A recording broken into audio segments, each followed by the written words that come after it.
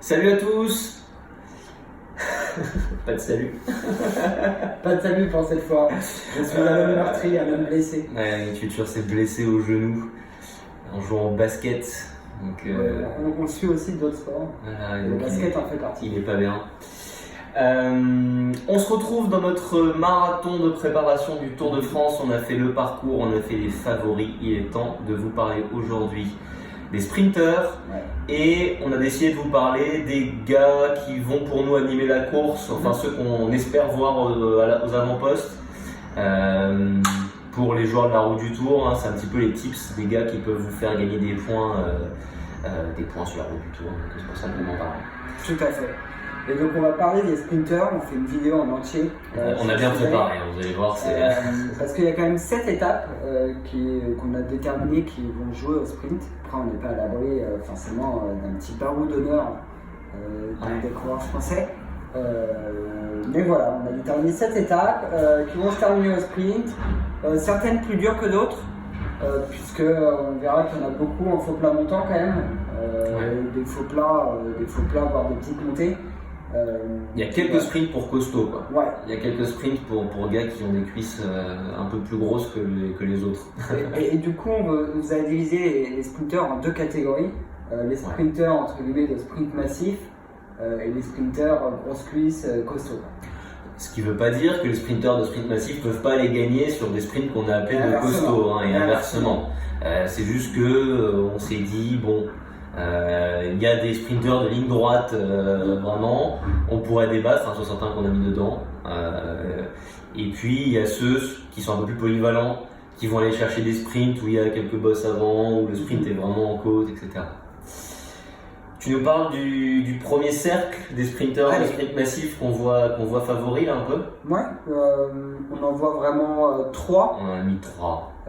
Elia Viviani, Dylan Groenewegen et Caleb Ewan, qui font tous les 3 des grosses saisons. Très grosse saison. Donc Viviani c'est 6 victoires si je ne m'abuse, un Giro en demi-teinte puisqu'il n'a pas gagné, on se souvient de son déclassement. Lors de la 3 ou 4e étape. Sur une vague, c'est à débattre. Il y en a qui ont été déçus, il y en a qui ont trouvé ça juste. Bon, à débattre. C'est qui c'est Belletti qui l'empêche de sprinter, je crois. Hein. Non, c'est Moschetti. C'est Moschetti qui l'empêche de sprinter. Moschetti. Et puis sinon, si on regarde au-delà de son Tour d'Italie, en fait, ça va chercher 2 victoires sur le Tour de Suisse, ça va chercher une victoire sur le Tirreno. Ça a cherché des victoires sur le Tour. C'est 6 victoires cette année, hein, Viviani. C'est 6 victoires, c'est vraiment pas mal. Pas mal de podiums, donc il fait une belle saison quand même. Et puis il vient sur le Tour revanchard pour se venger un petit peu de son Tour d'Italie. Ouais, et puis avec un gros train. Il arrive avec Richezze, Morkov, Asgreen et Lampart. On est peut-être sur le plus beau train du peloton, Viviani. Le cas échéant. À débattre parce que en fait ça va dépendre de qui est dans le train de l'auto jumbo. Ouais, mais le cas échéant, Alaf peut emmener un sprint aussi. Hein. Ah oui, on l'a déjà vu faire et il va vite, le bonhomme. Donc gros train, Viviani arrive avec son train.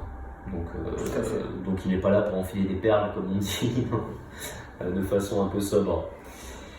Viviani, le premier. Groenewegen. Dylan, le grand Dylan. Alors lui c'est 9 victoires. Donc un peu sur des courses un peu moins de prestige, quoique c'est quand même 2 victoires sur Paris-Nice. Ouais. Après ça va chercher beaucoup de victoires sur les 4 jours de Dunkerque, ça va chercher beaucoup de victoires sur le ZLM Tour, tout à fait, c'est ça. Ouais. Et puis c'est une impression de facilité quand même, ces victoires sur Paris-Nice, c'est... Il fait partie des plus... pour moi c'est peut-être le plus impressionnant cette année, le sprint massif, Groenewegen. Et il a l'expérience, il a gagné sur le Tour. 3 victoires d'étape déjà sur le Tour pour Groenewegen. Donc là encore un beau train. On emmène qui côté Jumbo, Tutur? On emmène Tennyson, qui est un poisson pilote de luxe quand même. Il y a potentiellement Van Aert qui peut être dans le train. Tony Martin qui peut emmener au début du train, il n'emmènera pas, ce sera pas le poisson pilote, ce sera Tennyson, le poisson pilote a priori. Tout à fait. Et quand même Grandal Johnson, qui est dans un train, qui sera certainement deuxième. En tout cas, aux 4 jours de Dakar, il faisait partie du train. c'est là où Groenewegen a vraiment tout écrasé. Ouais, il y a fort à parler dans l'ordre du train que Tennyson sera le dernier à sauter, Jensen avant, et puis on aura peut-être Van Aert, Martin. Mais peut-être que Van Aert va le préserver pour la deuxième catégorie de sprint. Voilà, on va en reparler. Dylan, et enfin Caleb, le troisième de notre trio magique. 6 victoires aussi pour lui. Dont 2 sur le Giro, lui qui a fait un Giro plutôt réussi, qui a abandonné quand la montagne commence. C'est le premier à avoir abandonné. Aucune vue sur le maillot cyclamen. Oui, tout à fait, le maillot cyclamen. Et puis qui fait quand même une saison correcte, il fait beaucoup de podiums. Il fait 2 deuxièmes places sur le Paris-Nice, il va chercher une victoire sur le Tour. Donc non, une belle saison quand même aussi de Caleb Ewan. Les 3 en fait, ça va déjà bien se battre sur les sprints du Tour de France. Et puis Caleb Ewan, pour le coup, sur les sprints où il y a une petite bosse, il peut être là. Caleb Ewan, c'est plus les sprints courts. Ouais, mais il peut être costaud quand même. Son style assez caractéristique de je suis vraiment couché par-dessus mon bidon. Il est tout petit et tout couché. Il manque, on n'a pas parlé des absents, il manque Gaviria, qui était pressenti. Qui fait une saison un peu compliquée depuis son transfert quand même. Il fait pas une mauvaise saison, mais voilà. En tout cas blessé ou en retour de forme. Bref, il n'est pas amené par son équipe. Il manquera Cavendish, le grand Marc, alors qu'il est plutôt dans l'état de forme d'avant. Cavendish, on l'a longtemps pressenti pour battre les 35 victoires des Lumières. En fait, il va s'arrêter à 30. Malheureusement. C'est déjà incroyable, 30 victoires sur le Tour de France. L'homme de l'île de Man. Mais bon, c'est un peu fini pour Cavendish a priori. Donc il manque quand même ces 2 grands noms. Avant de parler des absents, je te propose de parler des autres sprinteurs un peu plus polyvalents qui vont peut-être d'ailleurs viser surtout le maillot vert. Là-dedans, nous on a mis. Transmettre. Dans ces sprinteurs qu'on appelle polyvalents, puissants, capables aussi d'aller sur les étapes type Saint-Étienne, Brioul, enfin bref, où ils peuvent partir un peu devant. Dès Épernay, 3ème étape. On a mis Sagan, évidemment, Monsieur Maillot Vert, Michael Matthews, et on va en reparler parce qu'il y a une saison un peu particulière. On a mis dedans Matteo Trentin, mais dans un échelon un petit peu en dessous, Sonny Colbrelli. On a une interrogation sur Christophe qui fait une très belle saison, mais pas forcément sur les sprints massifs. Il a brillé sur les classiques, peut-être pas là où on l'attendait aussi fort cette année, mais voilà. Et puis après, on a 2 autres interrogations sur Wout van Aert et GVA qu'on a mis dans cette catégorie-là. Alors je vais commencer peut-être par les plus. Par Peter, monsieur le maillot vert. On ne va pas le présenter excessivement, Peter Sagan. Je pense que même ceux qui suivent le moins le cyclisme et qui regarderaient cette vidéo connaissent Peter Sagan, l'égérie mondiale du cyclisme, qui fait une saison un peu en demi-teinte. Qui a raté ses classiques. Voilà. Qui fait 3 victoires. On l'a vu à l'attaque dans les classiques, mais peut-être avec moins de jambes que ce qu'on pouvait espérer. Maintenant, il a quand même. Fait quand même important, je crois que c'est la première fois depuis 9 ans que Peter Sagan sera sans maillot distinctif. Sans maillot distinctif, puisque c'est son frère qui se week-end qui a gagné, et puis avant il a alterné entre le maillot de champion de Slovaquie ou de champion du monde. Quoi qu'il en soit, ok, Sagan n'est pas en forme, il fait une saison moins brillante. Il fait un beau Tour de Suisse. Il fait un beau Tour de Suisse, il est dans la lutte sur les sprints massifs, on l'a vu, il a le coup de rein quand même. Ça reste Peter Sagan, donc on n'est pas à l'abri qu'il aille nous chercher 2 étapes sur le Tour. Voilà, donc il sera présent, ne vous inquiétez pas. Dans la même catégorie. Il va aller chercher le maillot vert comme d'hab. Voilà, dans la même catégorie des gars ultra polyvalents, on a Michael Matthews, ancien maillot vert, 2017, sur le Tour de France. L'année où Sagan se fait sortir. Exactement, sur donc Michael Matthews qui a participé à genre 20 courses cette saison, dont 12 top 5. 12 top 5. Donc sur le Tour de Suisse, les 5 premières étapes, il fait top 5. Il fait top 5 sur la Flèche-Babançonne, 6ème sur le Tour des Flandres. Sur le Tour de Catalogne, il fait 2 victoires et 4 top 5. Milan-San Remo, il fait 12ème. Le Ethnus, il fait 12ème. Bref, il fait quand même une assez grosse saison. Le monsieur est là. On sait qu'il l'a beaucoup dit dans la presse. Il ne s'est pas préparé pour ce Tour de France pour aller gagner des étapes. Il s'était préparé pour accompagner Tom Dumoulin, mais il a dit quand même pas mal. Que grosso modo, toute l'équipe s'était orientée à fond sur on joue le maillot jaune pour Tom Dumoulin. Et en début de saison, grosso modo, leur directeur sportif avait dit les gars, cette année, il n'y a personne d'autre que Tom Dumoulin. blessure de Tom Dumoulin, du coup il se retrouve un peu propulsé numéro 1 de l'équipe avec Kelderman. Ouais. Il a dit, j'ai préparé, c'est tel quel qu'il a dit, j'ai préparé aucune étape de sprint qui pourrait me convenir. Maintenant, il faut nuancer. Le mec a une intelligence de course qui est quand même assez élevée. Hein. Supérieur à la moyenne, je pense qu'on peut dire. Une polyvalence supérieure à la moyenne. Et puis son Tour de Suisse, moi, m'a quand même beaucoup rassuré. Grave. Où j'étais moi aussi en train de me dire, oula, Matthews, il a préparé les classiques, mais bon, il a préparé beaucoup le Tour pour coéquipier. Il s'est un peu affiné pour la montagne hein, quand même. Il a maigri pour la montagne pour accompagner Dumoulin. Mais le Tour de Suisse, je l'ai trouvé assez véloce. Donc je pense qu'il faudra pas l'écarter comme ça, notre ami Michael Matthews. Il va aller chercher beaucoup de top 5, je pense. À minima des top 5. C'est pas pour les victoires d'étape, mais à minima des top 5. On parle peut-être de Matteo Trentin. Matteo Trentin, ancien champion d'Europe. C'est exactement ce que j'allais dire. Bien joué. Alors lui, pour le coup, il fait une belle saison également, mais des top 5, des top 10, pas beaucoup de victoires. Mais si on regarde, en fait, c'est assez homogène en fait sur la classe du type. C'est 3 victoires cette année, Matteo Trentin. C'est toujours un coureur qui est compliqué à classer, je trouve, Matteo Trentin. Est-ce que c'est un coureur complet? Est-ce que c'est un sprinter? Enfin, c'est un peu comme Colbrelli, voilà, parce qu'on l'a mis dans le même package. Colbrelli, je le trouve plus sprinter que Trentin. Ouais, Trentin, c'est toujours... Il va se mêler sur des bagarres en fait avec des Sagan et des Matthews sur des étapes un peu mi-figue, mi-raisin. Et lui, il va pas hésiter à prendre des échappées. Il va partir. Maintenant, est-ce qu'on le voit gagner une étape sur le Tour? Bah, ça dépend laquelle en fait, mais possible. Hein. Ouais, c'est possible. Possible, à voir. En fait, c'est là pour le coup. Ouais. En tout cas, on l'a mis là parce que parmi ces sprinteurs polyvalents, Trentin a sa place, comme Colbrelli dont j'ai parlé rapidement. Alors lui, qui fait une saison, je trouve assez moyenne, c'est une victoire, je crois cette année, Colbrelli. Pas tant de top 5 que ça. Je suis un peu déçu de la saison de Colbrelli, pour être tout à fait transparent avec vous, cher spectateur.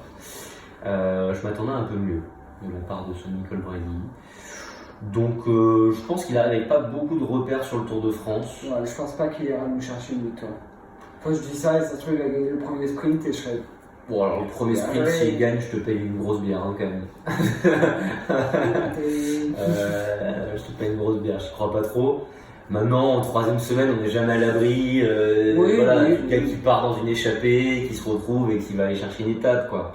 Typiquement, il faudrait voir quelle étape mais à voir. Il nous reste ça qui arrive à Saint-Etienne ou à Boyeux. Ouais, c'est plutôt deuxième semaine du coup dans le Massif central. Ouais.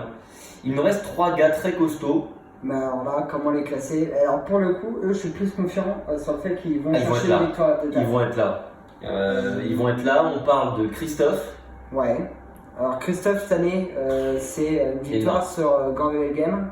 C'est une 3e place sur le Tour des Flandres. Ouais, c'est pas mal de petites places à droite, à gauche, un peu partout. Mais sur le sprint massif, il était pas vraiment là. C'est ça. C'est pour ça qu'on l'a mis là. On a un peu hésité parce que fut un temps, Christophe, c'était quand même un coureur à la fois de classique.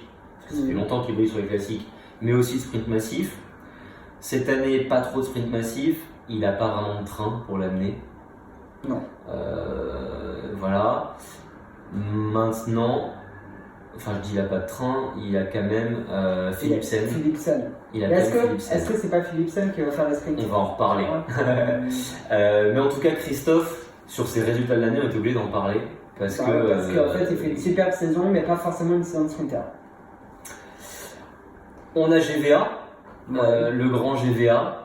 Que dire sur GVA, si ce n'est que il a fait une saison de classique. Il fait pas une énorme saison. Non, mais toujours à l'attaque. Ouais. Toujours très offensif. L'année dernière, il fait un Tour de France hyper costaud. Il est maillot jaune pendant 6 jours. Même plus, je crois, pendant 6-7 jours. Il fait une première étape à Alpes. 6 jours, première étape à Alpes où il s'accroche de ouf. Incroyable cette étape. Donc GVA fera partie de ces gars polyvalents qui va attaquer, qui va être présent. Enfin bon, il n'y a aucun suspense. Maintenant, est-ce que cette année il a les jambes pour aller chercher l'étape? Oui, il a toujours les jambes. Il faut que les conditions de course soient avec lui, qu'il n'est pas fort. On a vu cette année que sur les courses où il était vraiment en duel avec des gars forts, il n'a jamais gagné en fait. Non. Donc il faut qu'il ne soit pas forcément en face de gars qui soient très forts ou qui aient des circonstances de course. Il faut qu'il parte, tu vois, une étape dans le Massif central, c'est pour lui, je pense. Il nous reste Alors, le nouveau monstre du cyclisme mondial avec son compère Van Der Poel. moi j'ai découvert que le mec était genre intestable au contre-la-montre. Mais je crois que t'étais pas le seul à le découvrir. Wout van Aert, donc il vient successivement de gagner le contre-la-montre. Donc attends, il vient de faire 3ème au championnat de Belgique sur route, premier du contre-la-montre. Belgique et il gagne au Critérium, il gagne un sprint et le contre-la-montre, une 3ème place d'un sprint.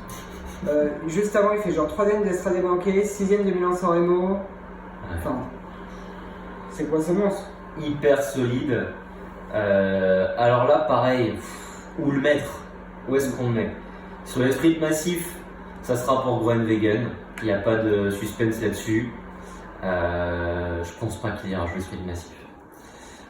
Ensuite, sur les étapes polyvalentes, par contre, il va être à l'attaque. C'est dans son tempérament.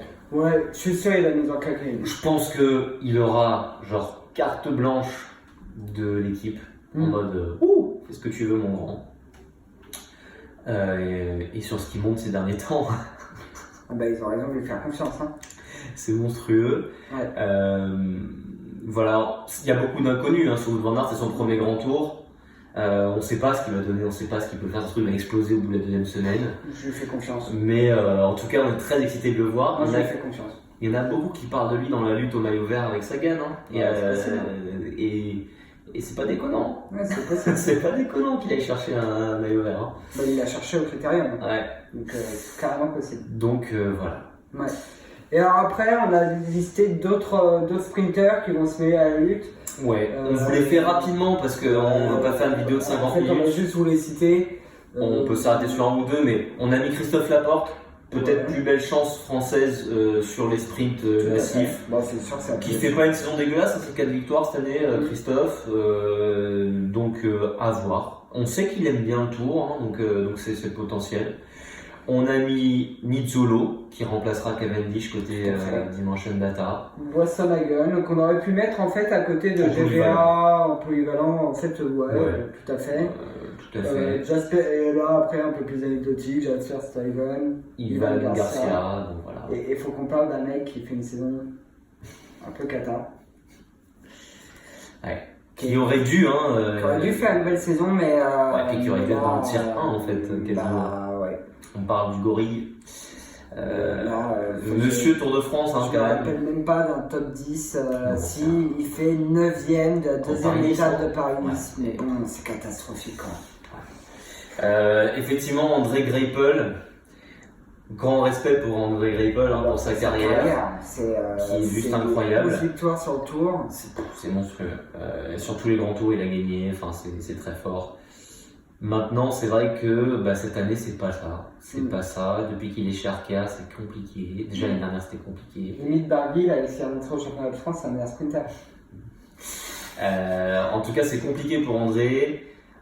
Il n'y arrive pas, quand même l'année dernière, il n'y arrivait pas à se mêler à la lutte. Tu le voyais, il accrochait le sprint au départ et puis il décroche.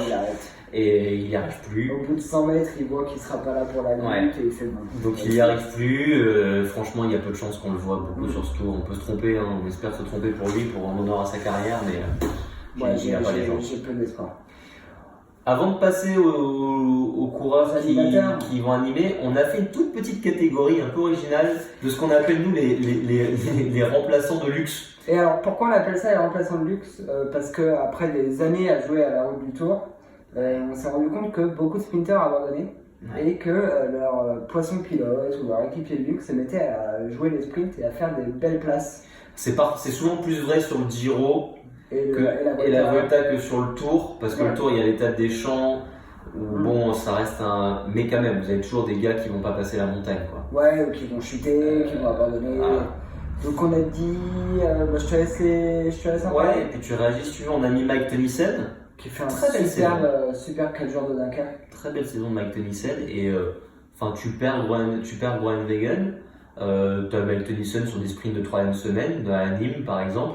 Mais qui est plus un mec complet, mais qui fait quand même une très très belle saison. C'est pas dégueu, il peut aller chercher un top 5, top 7, voilà. Tout à fait.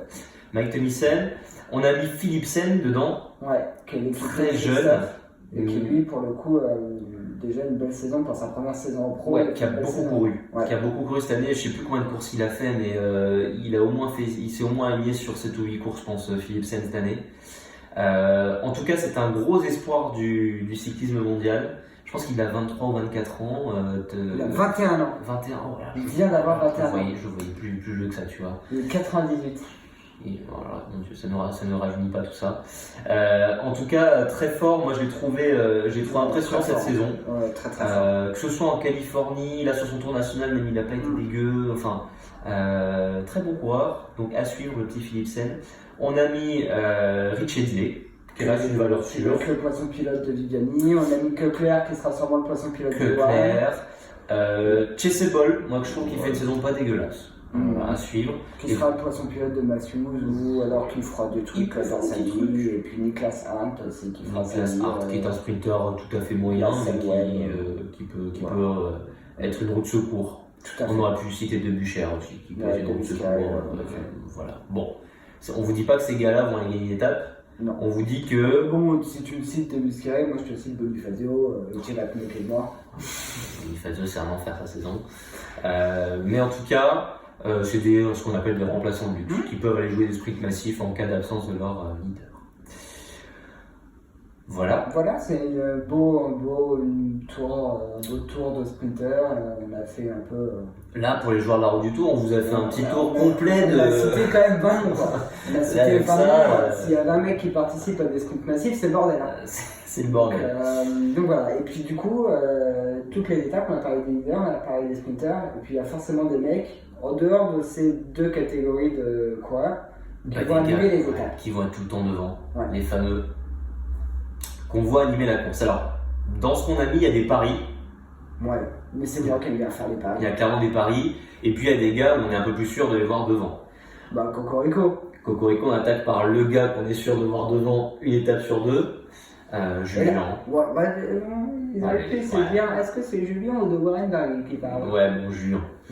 Julien, meilleur cycliste de l'année pour l'instant.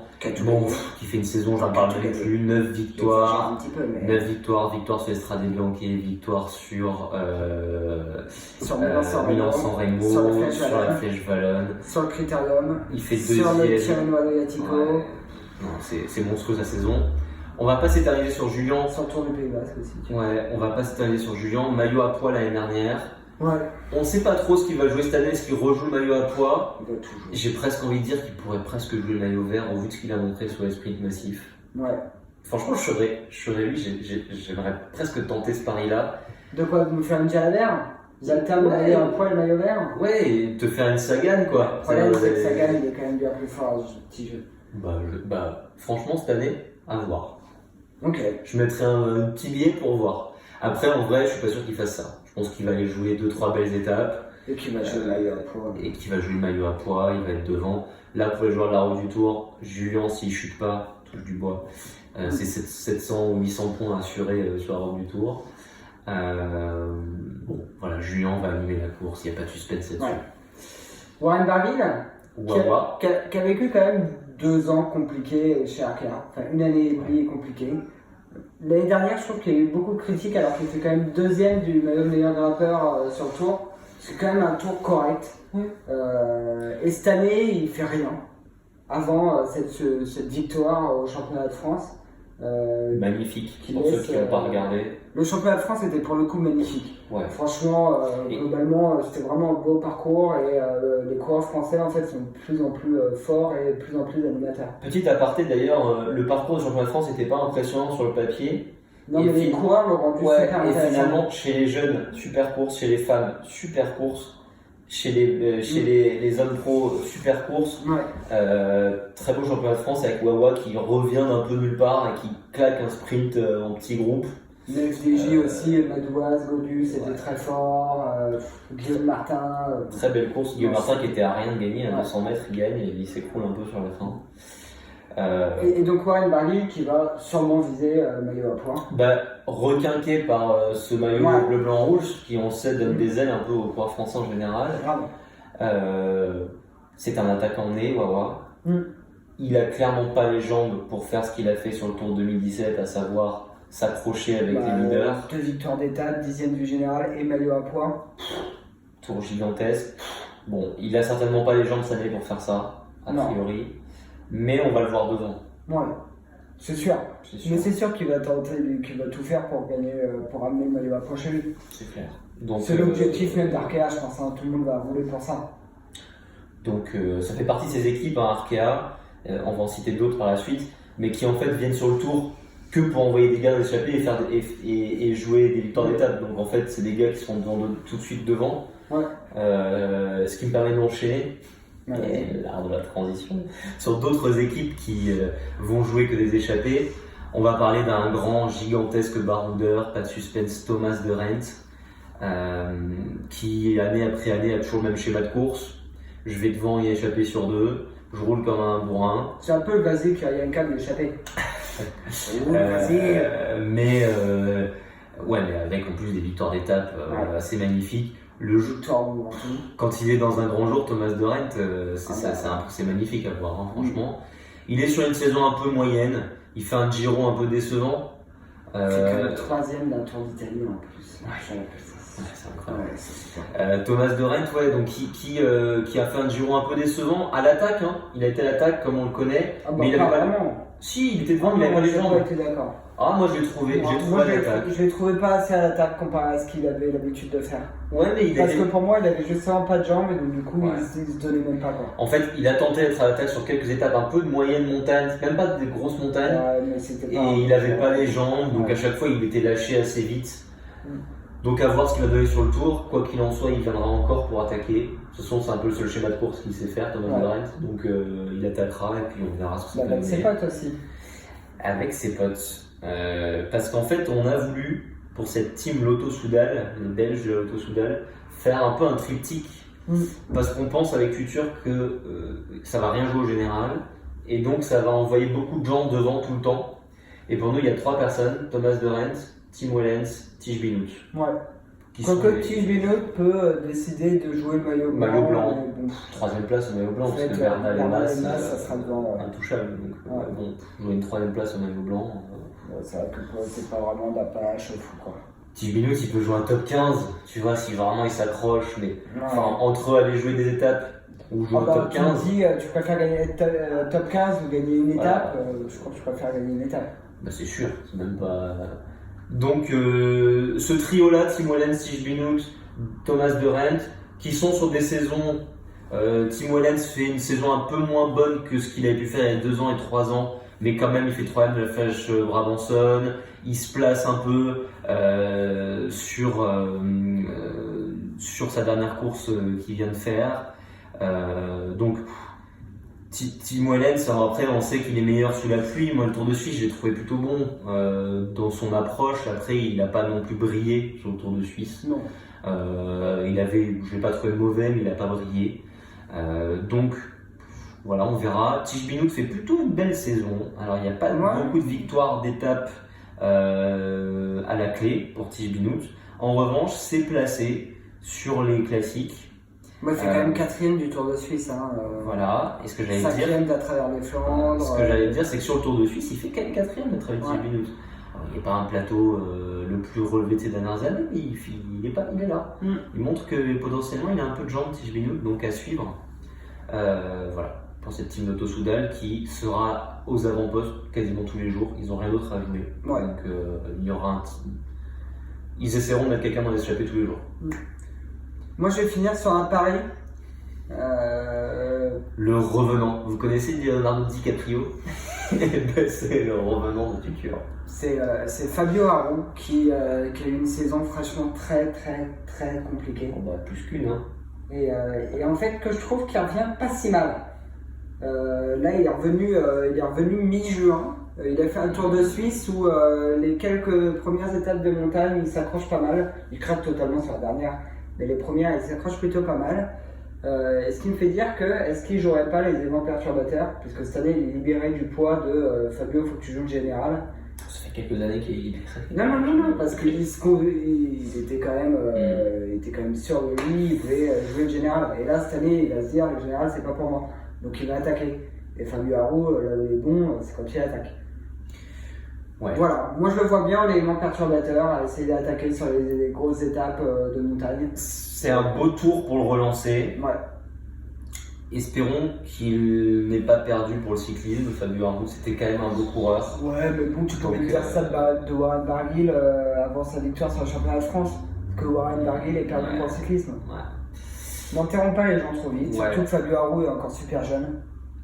Après, je sais pas si il va être complètement libre dans l'équipe ou s'ils vont le faire rouler pour Dan Martin. Hein. Il peut jouer un peu le coéquipier de luxe pour Dan Martin. Dan Martin, il n'a jamais eu besoin de coéquipier. Bah non, mais justement, peut-être que cette année, s'ils veulent essayer de jouer un top 5, tu vois, il y aura un coéquipier. À voir. Peut-être que l'étape de la planche des belles filles lui rappellera des beaux souvenirs et qu'il essaiera d'attaquer sur cette étape. Ça serait fou. Et je vais finir par un dernier coureur. Pareil, d'une équipe qui a rien à jouer à part des échappées. Et donc je suis assez sûr qu'il sera devant régulièrement. C'est Alessandro De Marchi. Là encore un bon gazier qui fait une saison, alors moi que je trouve pas dégueulasse du tout, parce que beaucoup à l'attaque. Non mais beaucoup à l'attaque. Tu vois, il a été tout le temps devant sur les courses où il a été, sur le critérium, tout le temps devant. Sur le Paris-Nice, tout le temps devant. Il lui a manqué parfois un peu de jambes, mais je l'ai pas trouvé non plus à la ramasse dans les échappées. Et moi, tu vois, qu'un De Marchi aille essayer 3-4 étapes, ça m'étonnerait vraiment pas. Mais est-ce qu'il aura les jambes versus. On verra. Je l'enterrerai pas. Okay. En tout cas, pour cette team CCC, c'est la meilleure chance de victoire d'étape avec GVA. Donc, c'est sûr. Et le contrairement par équipe, ils ont quand même une équipe énorme. Alors, ils n'en gagneront peut-être pas, mais un podium, c'est pas non plus dégueu. Ouais. Enfin, c'est pas inimaginable. Il y a beaucoup d'équipes. Hein. Ouais, il y a beaucoup d'équipes, c'est vrai. Bon, je m'enflamme peut-être un peu sur la CCC. On va faire un top 10. Oh ouais, mieux qu'un top 10, hein, ils ont quand même des gros rouleurs hein, qu'ils amènent. Enfin bon, bref. En tout cas, De Marchi pour les joueurs de la route du Tour, je pense que c'est un coureur qui peut vous rapporter quelques points, qui va être un peu devant. Et tu vois, s'il part dans les premières échappées et qu'il commence à ramener un maillot à poids un peu vite, est-ce que De Marchi n'est pas capable d'aller le chercher au bout Je sais pas dire. Ok, t'es sous l'acide. Je sais pas, écoute, il peut y avoir des petits paris, bon, c'est peut-être un peu ambitieux, oui, je te rejoins. Voilà. Bon, on a quand même cité, je pense, en tout 30-35 noms dans cette vidéo, donc ça va faire beaucoup de choses à processer. On a fait un bon tour d'horizon, c'était un peu long, mais bon, c'est un Tour de France, donc ouais. on est obligé d'en parler un peu longuement. En tout cas, on vous souhaite un super début de tour. Ouais, on verra si on se refait une petite vidéo ou pas. On sait pas, en tout cas. Je pense qu'on va pas en faire avant le tour, mais par contre, on en fera sûrement quelques-unes pendant le tour. On va vous faire quelques débriefs pendant le tour, voire même peut-être quelques lives. Suivez la chaîne YouTube, peut-être qu'on commentera quelques étapes. Grave, abonnez-vous, comme ça vous recevrez la notification. Voilà. Mettez-nous en bas de la vidéo un petit peu vous, peut-être. Votre maillot vert et votre meilleur grimpeur. Ouais, maillot vert, meilleur grimpeur, c'est pas mal. Allez, vos petits paris. Ça peut être pas mal. En bon, tout cas, il y a quand même deux évidences. Bon. D'ici là, bon Tour de France à tous. On se retrouve pendant le tour pour débriefer avec vous quelques étapes. Ça marche, kiffez bien.